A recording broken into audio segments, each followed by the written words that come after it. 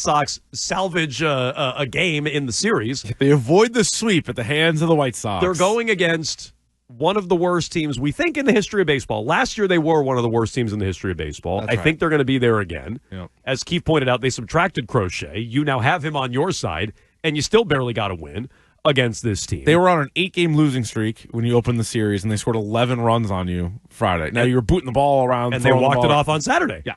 So Friday, to me, really summarized all of their issues. Again, 11 strikeouts, 5 errors. They struck out 11 times on Saturday. Yesterday was better. No errors. I think it was 7 Ks off the top of my head in that game. Yeah, 7 strikeouts. So 29 more strikeouts, 5 more errors this weekend. They lead baseball still in strikeouts, 165 compared to 160 for the Rockies, though they've played 2 extra games. And they lead the Bigs in errors as well, 19. Also over the Rockies, who have 15 in second place. In a related story, when you get to the Colorado Rockies, they're 3-12 this year. So they're off to a rocky start. They are indeed. Jeez. So that is now the worst team in baseball. Yeah. And you have more strikeouts than them, more errors than them. And it speaks to why you're underachieving in a game under 500 at 8-9. They're sloppy, offensively, defensively. How much of that is on the manager, Alex Cora?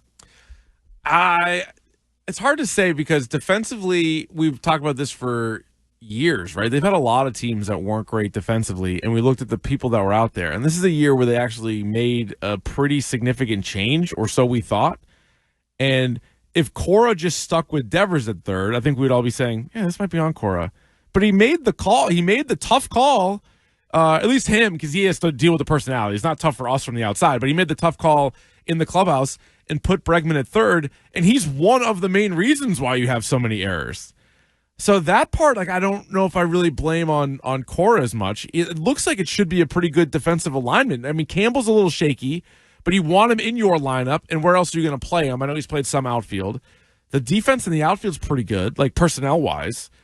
So I don't know about that one. And then when you get into the strikeout part of it, it's like, all right, is this a Cora thing, or this is more Breslow and Driveline? Yes, yeah. It's that. Which I think, Cora's going along with it, and he has a big contract to, go along with things that he's dictated if to. If he disagreed with it, he could have got out. He was a free agent at the end of last year. He took their money. So if he really, truly, fundamentally disagreed with Breslow and Driveline, he had an out. He didn't have to sign. I know. But, all right, so let's say if we boil the Driveline thing down to, like, smack the ball in the air, hit the ball in the air, hit home runs.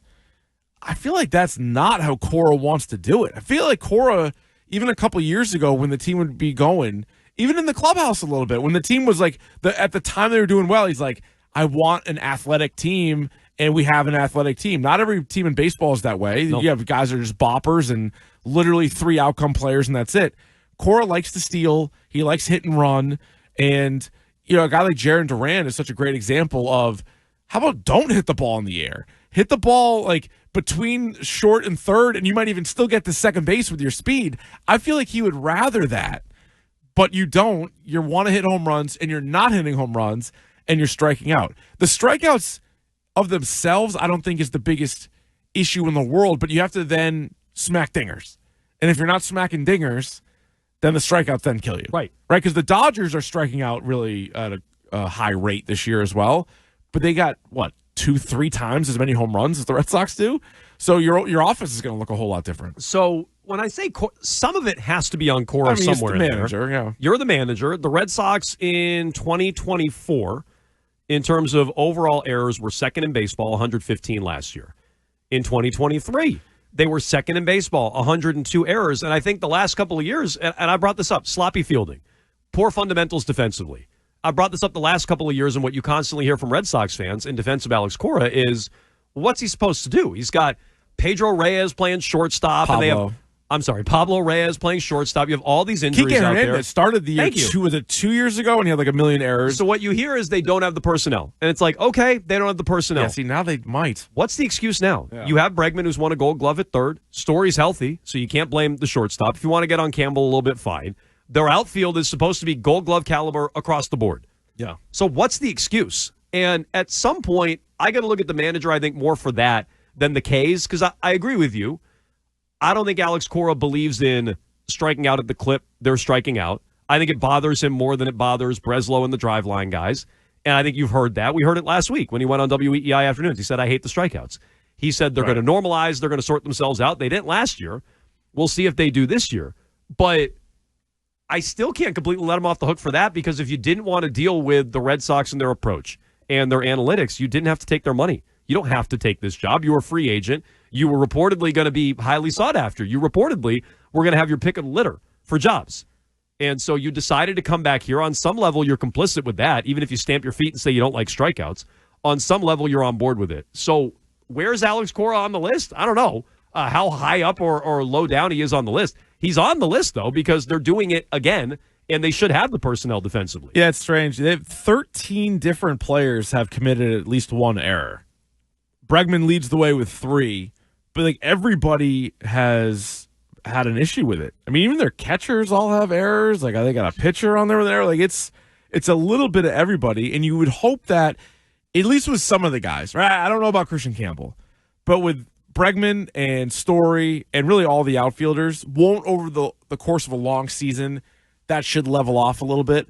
We're like, yeah, they're going to have an error here or there, but they just have so many early, and I don't know what it is. I don't know if it has any carryover from spring or whatever. Well, is that a fair thing to wonder? Like, do they put in the work in spring training where they're sloppy to start? Like, I'm not telling you I know the answer, but is that a fair thing to question? 3 years in a row.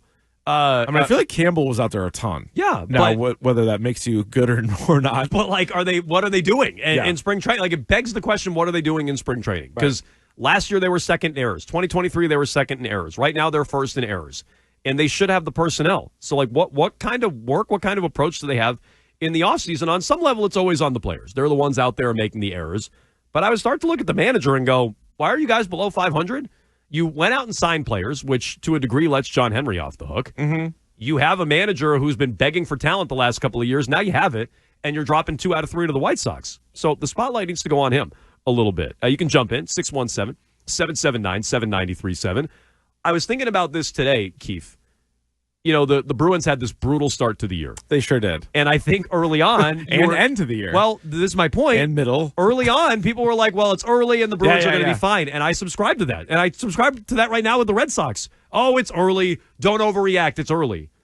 It turns out with the Bruins mercilessly getting to the end of their year, their slow start, their crummy start, it informed the whole season. I mean, they never really, truly dug out of the funk to start their year. And I don't know, I hope the Red Sox aren't in the same spot. The Bruins spent a bunch of money this offseason. They tried to upgrade their talent just like the Red Sox tried to.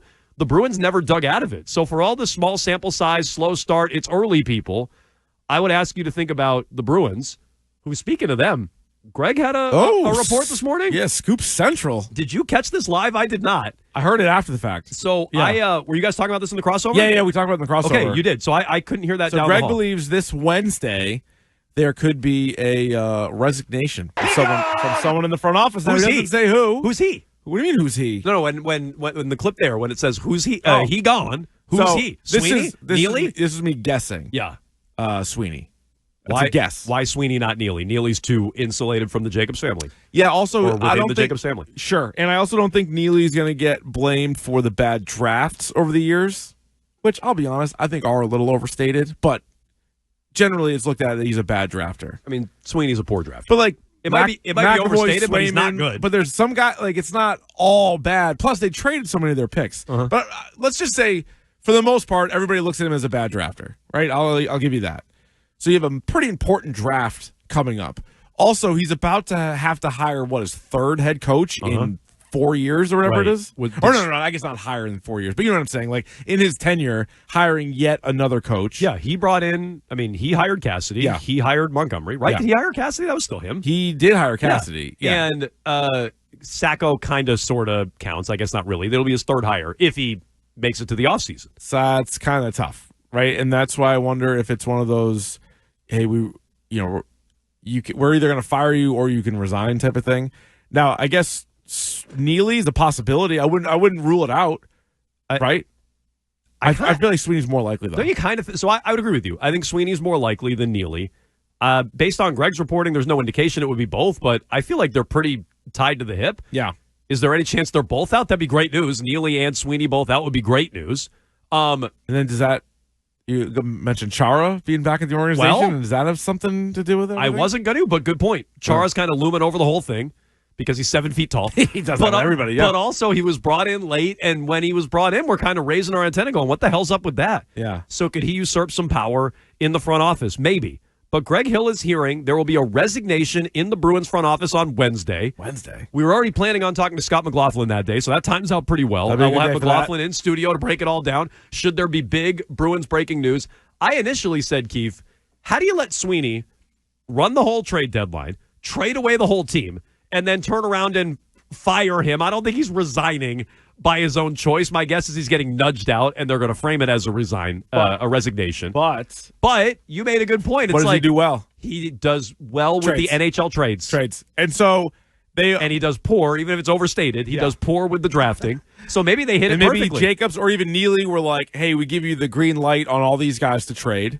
Right, you could trade Marchand. You can get rid of whoever you want. Coyle, bring in Carlo. Whatever you want. You got the green light on that, and then they turn around and fire him because somebody else needs to make the fourth pick or whatever it is. That's not a bad. Think about it. Not a bad way to go about it. I know. I don't know if that's what the Bruins are doing, but you want Sweeney to make your trades. You don't want him to draft. Right. So you let him run the trade deadline, and then you bring in somebody else to draft. And people speculating Sacco. No, I think it's above Sacco. Sacco's an interim head coach. He's gone anyway. I don't think that's what it would be. He's not going to resign. He's not going to. He doesn't even have a job. He's like, in terms of like job guys security. Guys that resign. They're like, dude, what? Okay. He's also not the way it's worded. At least in Chris's tweet, is that it's a Bruins front office member. He's not a front office member. Yeah, and I don't think so. I don't think he's going to be resigning. Does he even have a contract beyond the year? No. It's not him. He'll be gone, and it'll be yet another head coach in there.